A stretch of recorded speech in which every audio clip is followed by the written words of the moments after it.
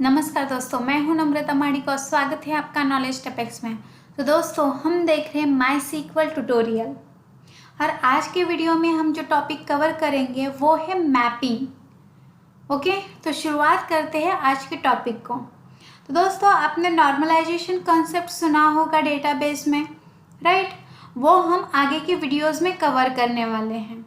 तो अगर आपको नॉर्मलाइजेशन के फॉर्म्स एंड रूल्स याद नहीं रखना है तो हम सिंपल रूल्स याद रखेंगे टेबल क्रिएशन के लिए। ओके, तो जो रूल्स है वो मैपिंग के हैं।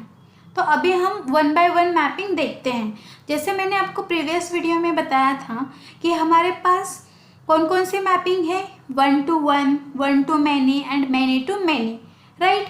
तो अभी हम शुरुआत करते हैं 1 to 1 से। तो सपोज यहाँ पे मैंने 1 to 1 रिलेशनशिप लिया। सपोज अभी आपके पास टेबल है जिसमें 1 to 1 रिलेशनशिप है। 1 to 1 मतलब कैसा कि मेरे पास एक एम्प्लॉय टेबल है और दूसरा पासपोर्ट टेबल है।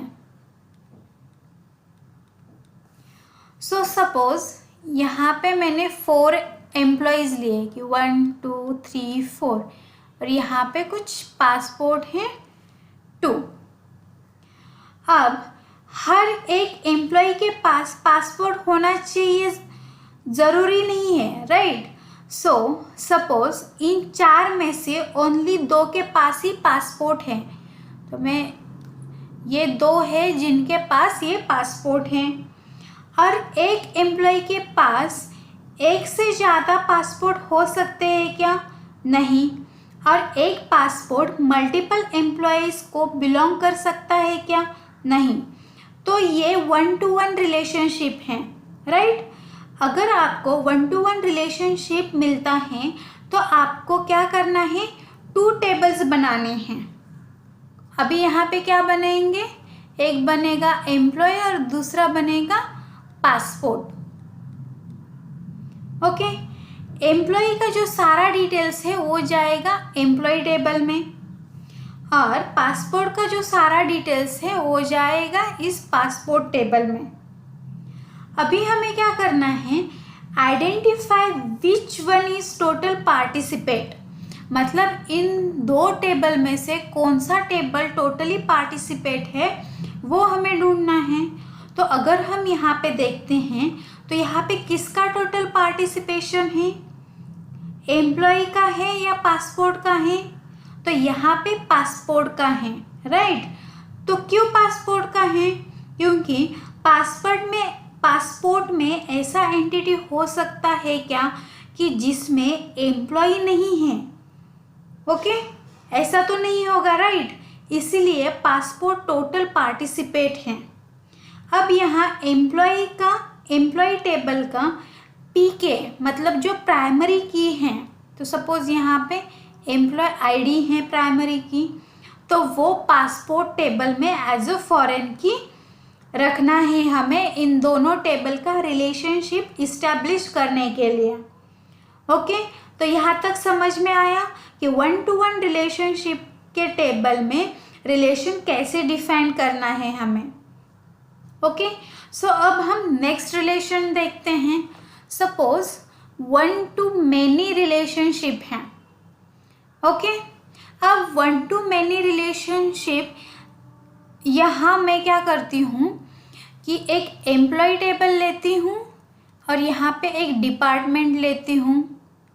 ओके, सपोज जैसे हमने यहाँ पे बनाया था वैसे ही मैं क्या करती हूँ, यहाँ पे कुछ एंटिटीज़ लेती हूँ एम्प्लॉयज़ की और 2 डिपार्टमेंट लेती हूँ। तो मैं यहाँ पे ऐसा कर सकती हूँ क्या कि एक डिपार्टमेंट से मैं कनेक्ट कर रही हूँ मल्टीपल एम्प्लॉयज़ को, मतलब मैनी एम्प्लॉयज़ इन 1 डिपार्टमेंट, राइट? इसको आप मैनी टू 1 बोल सकते हो या फिर 1 to many भी बोल सकते हो। अब इसमें आपको क्या करना है कि 2 टेबल्स क्रिएट करने हैं।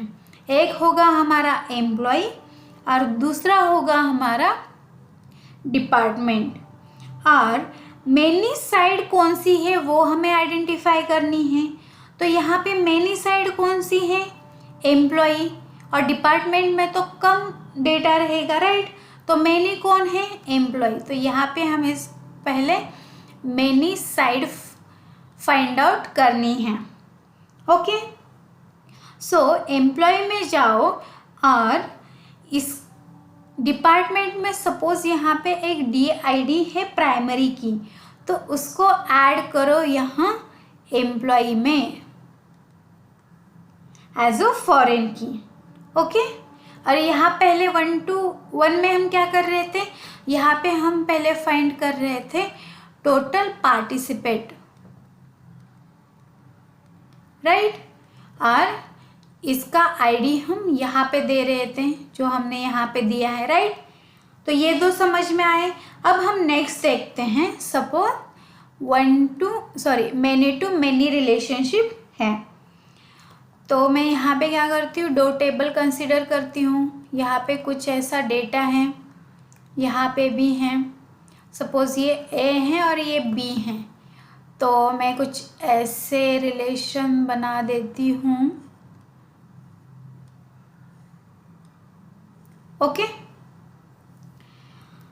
तो इसमें आपको क्या दिख रहा है कि A की जो एंटिटीज़ हैं वो B के मल्टीपल एंटिटीज़ के साथ कनेक्ट हो रही है, और B की जो एंटिटीज़ है वो A के भी मल्टीपल एंटिटीज़ के साथ कनेक्ट हो रही है। मतलब ये कौन सा रिलेशनशिप हो गया, मैनी टू मैनी, राइट। अब हमें इसमें क्या करना है कि हमें यहाँ पे 3 टेबल बनाने हैं। अभी देखो हमने 1 to 1 में 2 टेबल बनाए, 1 to मैनी में भी 2 टेबल बनाए, बट जब हम मैनी टू मैनी पे आते हैं तो हमें कितने टेबल बनाने हैं, 3 टेबल। तो यहाँ पे मैंने बनाया, सपोज ये A टेबल बनाया और ये B टेबल बनाया। ओके, और इन दोनों का जो भी प्राइमरी की है वो यूज़ करके मुझे यहाँ पे एक तीसरा टेबल बनाना है। ओके, तो ऐसे हमें 3 टेबल बनाने हैं। तो ये जो मैपिंग के रूल्स है, ये जो मैपिंग है उसका यूज़ करके हम नॉर्मलाइज टेबल क्रिएट कर सकते हैं। जैसे मैंने आपको स्टार्टिंग में बताया था कि हमें नॉर्मलाइजेशन के रूल्स याद नहीं रखने हैं, तो हम उसको ऐसे हैंडल कर सकते हैं। तो यहाँ तक क्या आपको समझ में आया कि मैपिंग कैसा होता है डेटाबेस में। तो दोस्तों, अगर आपको ये वीडियो पसंद आया हो तो लाइक, शेयर एंड सब्सक्राइब कीजिए। Thank you.